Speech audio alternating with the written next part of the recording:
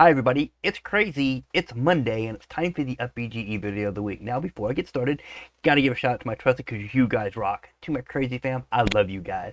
And to my patrons, thank you for your continued support. We are up to episode number 48. We left off last week, let me see if I get this right today, there we go. Sharing and group instancing is what we left off with last week, and we're going to finish up with this. If you don't know what page that is, it's page 58. Okay? So let me switch over to this one so I can show y'all some pretty cool stuff. But I'm going to read from the book. You can follow along or you can read it on your own, however you want to do. So let's get started and get it going here. The game engine centralizes the logic components at the object level. This is at the same time a curse and a blessing. On the positive side of things, you can set up each object as a unique, independent participant of your game. The downside comes when you need to reproduce a behavior, and when the last thing you need is, or the last thing you'll need is unique objects.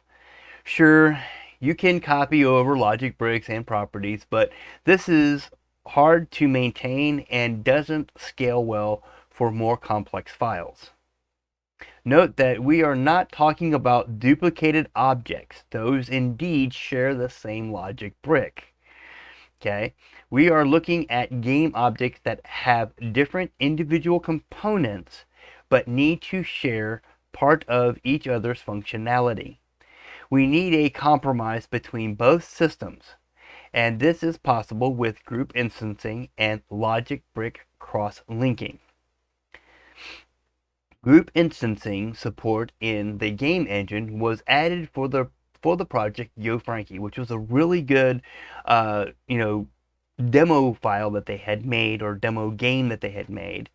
Okay, and I'll just read from that. It says a game demo project organized and developed by the Blender Foundation in 2008. So all you people who were playing with this in 2008, yeah, that's exactly it. For this particular project, they had to share the logic bricks between the NPC enemies, the sheeps, the rats, etc., and a different set of logic bricks for the two main playable characters, Frankie and Moo. Okay, I'm gonna say Moo, but it might be Momo. Okay, it just depends on how you look at it. Okay, to read more about their specific implementation, you can look at Campbell Barton's chapter in the Blender Game Kit 2nd edition. Now, the link that I have is an old link, so it's not going to load up, but you can actually look for, go to the Blender site and look for Yo Frankie, and you shall find it. Okay, and it's Y-O, okay, and then Frankie, space Frankie, Frankie. Okay, so when you do that, you can actually look it up and you'll actually find that particular file. Okay, they just don't have it in that particular location anymore. Don't know why, but of course, out with the old, in with the new. The first and simplest usage of this feature is to replicate the same set of objects multiple times. Open the file in your book, chapter 3, group instancing logic.blend, 1.blend. So I am going to bring up this, and I'm going to go to, I do have the Blender game kit. Huh, I didn't realize that. Okay, nope, that's not it. Gotta go back. There they are, files. So chapter 3, it says, chapter 3 and group instancing, logic 1. So let me come over to here. I'm going to file, open. I'm going to go to my desktop because that's where I got it right now. Where is it? Oh, it's the shortcut. So, let's see. Yeah, so it should be there. Oh, wrong one. Again, I kind of messed things up. Let's see, where is that at? Gotta maximize that. Okay, now I know where it's at. Okay, dear. Book stuff, chapter 3. Nope, that ain't it. Give me just a moment and we will figure this out. Oh, let's game demo.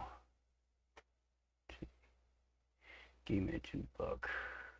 There it is. Okay. Now, okay, you go to your files, go to chapter 3, and it should be. Oh, no, I didn't get it right again. Game engine book files. Yeah, chapter 3. Chapter 3. Well, group instancing right here. Okay. So if we bring that up, this is the group instancing that they're talking about. Let me minimize this down over here. So as you can see in this, it doesn't have the example in the book for some odd reason. Here we have 10 copies of a system compound of balls and fountains. Okay. So, oh, I got it on. What do I get it on? Yeah. Let's put it on solid so you can see what I'm talking. There we go. Now we can see. Okay. So you got a systems of balls and little fountains. Okay. The balls will constantly roll inside the fountain, and every once in a while the ball will get more of an impulse at the bottom of the fountain. So I'm going to hit play just to show y'all. Okay. Oh. For one, I don't have any lights. There we go. Oh, not that one.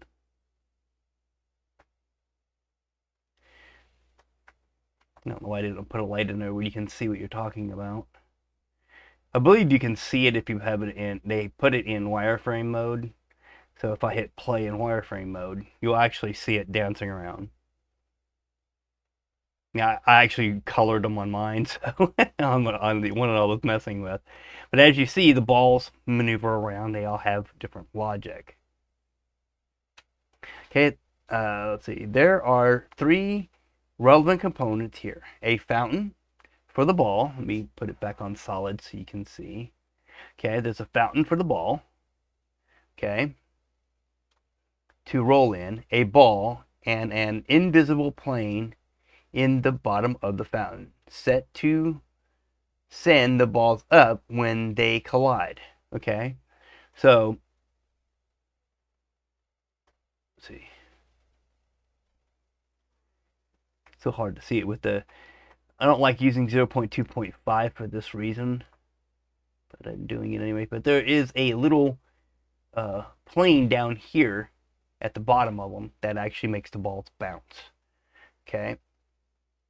Since we want the objects to be alike, what we need to do is to group the 3 elements together and hide them in one of the non-visible layers.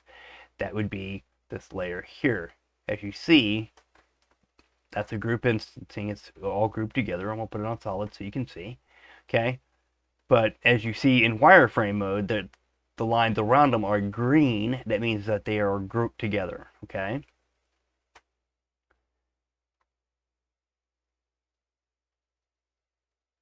See, what we need to do is group these 3 items together and hide them on the invisible layer or non-visible layer. So that's a non-visible layer that we are on. Now in our main layer, that would be this layer right here. Okay, we can use the add menu, Shift A, and select the newly created group in the group instance option. Okay, so hit Shift A, okay, and then we go to, okay, we can go to a group, I guess it is. Yeah, group instancing right here. Click that and hit group, and now you just grab the new one. See, look, that one right there. Okay, we'll do it again. Shift A, group instancing, group. Now it puts it right back there. See, same one. Yay! And it does the whole group. It does the ball, the plane, and the fountain that it sits in. Okay, so when you hit play, I mean, you're not going to see it because it's in grayscale. I don't know why, but if I switch them back over to wireframe and hit play, you'll see that even those new ones that I added do the same thing. Okay?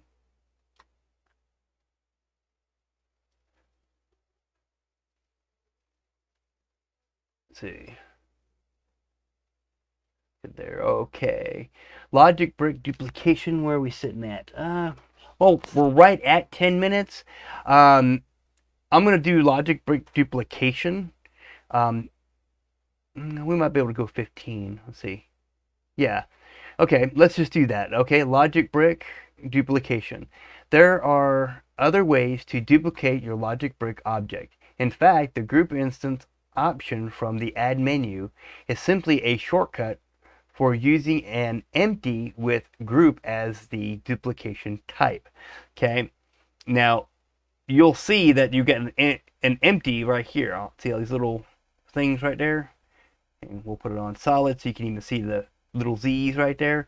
Okay, when you grab them, it moves the whole thing. Okay, the whole instance. You can grab this one and do the same thing without the empty there. If you notice that these two, okay, this one has an empty, but the empties are lower, but you don't see them. They're not the X, Y, and Z value that the other ones had. Okay. Okay, so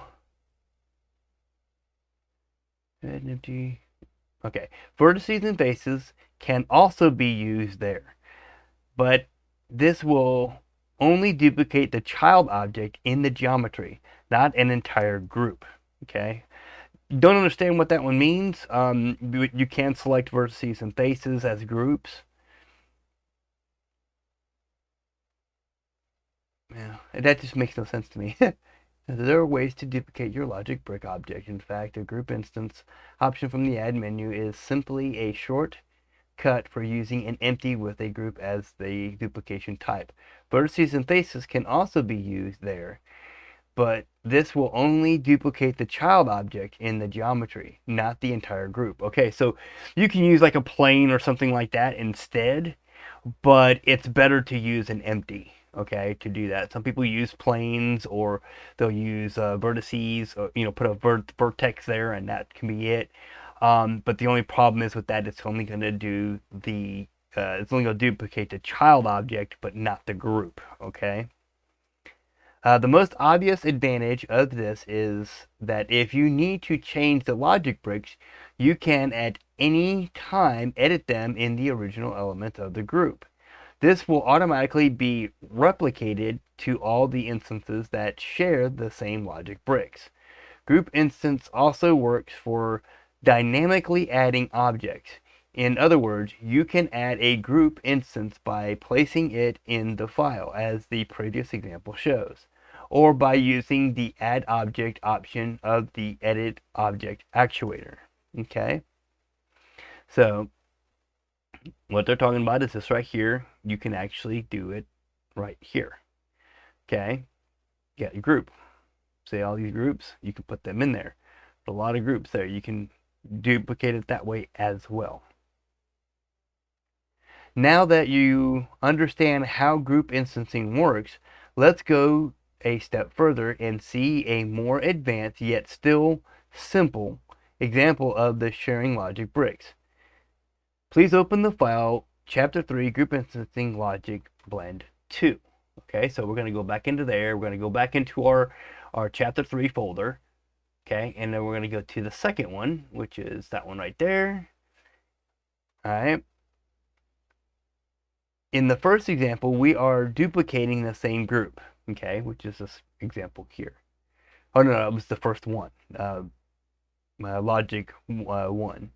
But here we have two different groups, pyramid and orbit. Both groups share one common object, the dummy mesh, and had a unique object on their own. Now now look closely, sorry about that, at the logic bricks. Okay, so if you look at the logic bricks for which one is it, the pyramid, okay? So it shows E pyramid. I guess we got to go to the pyramid one. That's there. Okay, this is the logic brick for the pyramid. Yeah, okay, dummy mesh. Okay, I got it right now. I was just making sure because that looked a little different at first, but it wasn't. It's the same.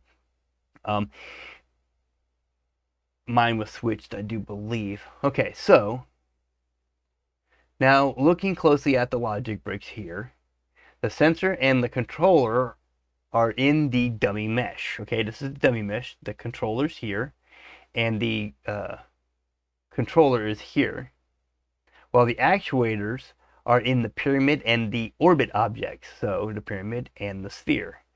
Okay, so those are linked to two separate objects. This way, a group instance that contains the dummy mesh and either the pyramid or the orbit will share similarities, allowing for individual effects on top of them.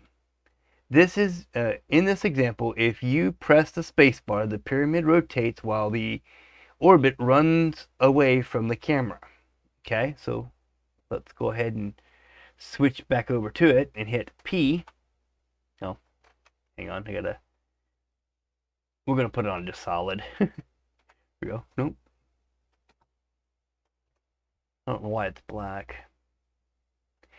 Some with UPBGE 0.2.5, they revamped a few things, so it's not basically the same anymore. Let's see here. Change the world color. We'll just make it white. There we go. Now hit P. There we go. Now, if you hit the space bar, see how that rotates and the other one just disappears? We'll do it one more time. Sorry it's black and white, folks, but I didn't realize that UPBGE was going to give me so much of a problem tonight. Because if I put it on texture, hit play, it's still black and white. But you hit the space bar, as you see the sphere moves away and the pyramid rotates. Okay? Alright, so at that point, we're going to go ahead and leave it there. We made it a little bit over 15 minutes. We're going to go to infinity and beyond on the next time. Let me switch back over to here so you'll see what I'm talking about. Oops. Well, there we go. Okay, this is what we're going to be at. It's page number 60. We went one page up today. And we'll continue on with that next week. So group instancing can help out a lot. My buddy Day, who is in my server, who does a lot of work with Game 3, he uses a lot of instancing, and instancing does save you a lot on your resources. You know, if you want to talk about it, come on over to the server. The link is in the description right down there. Well, actually, probably right over there. But you can come on in, or holler at me on YouTube and say, hey, crazy, you know, give me the link to your Discord. we'll be more than happy to talk with you. Okay, so until next time.